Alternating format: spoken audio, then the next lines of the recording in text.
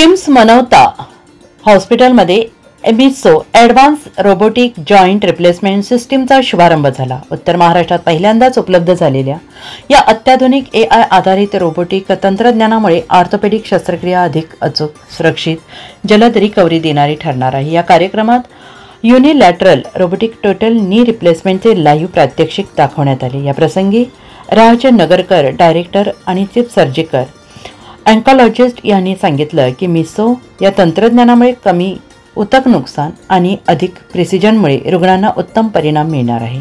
Doctor प्रणीत सोनवणे यांनी म्हटलंय की मिसो प्रत्येक मिलीमीटरचे अचूक नियोजन करून शस्त्रक्रिया अधिक सुरक्षित करते। डॉक्टर स्पंदन कोशरे यांनी हे तंत्रज्ञान प्रत्येक रुग्णाला वैयक्तिक सर्जिकल प्लॅन देते असं म्हटलं तर डॉक्टर मयूर पेखळे यांनी मिसो ही आधुनिक ऑर्थोपेडिक शस्त्रक्रियेतील सर्वात मोठी क्रांती असल्याचं नमूद केलं आहे।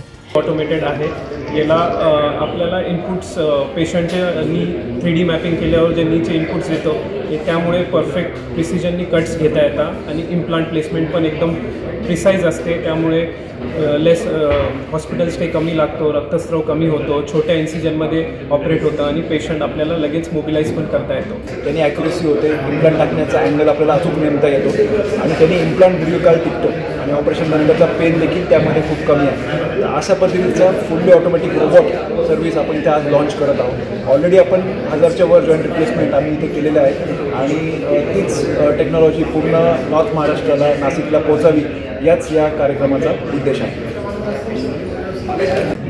हा एक परमनंट सोल्युशन असतो ज्याची सेफ्टी आणि ॲक्युरेसी बाकीच्या कोणत्याही सर्जरीपेक्षा किंवा मॅन्युअल मेथडपेक्षा खूप सुपिरियर आहे। ज्याच्यात पेशंटला त्वरित चालता येतं, परत आपल्या लिव्हिंगला जाता येतं, आपलं आयुष्याचे कामं सुरू करता येतात आणि याचं दीर्घकालीन टिकणारे आपण जॉईंट रिप्लेसमेंट सर्जरी या रोबोटनी करू शकतो। थँक्यू।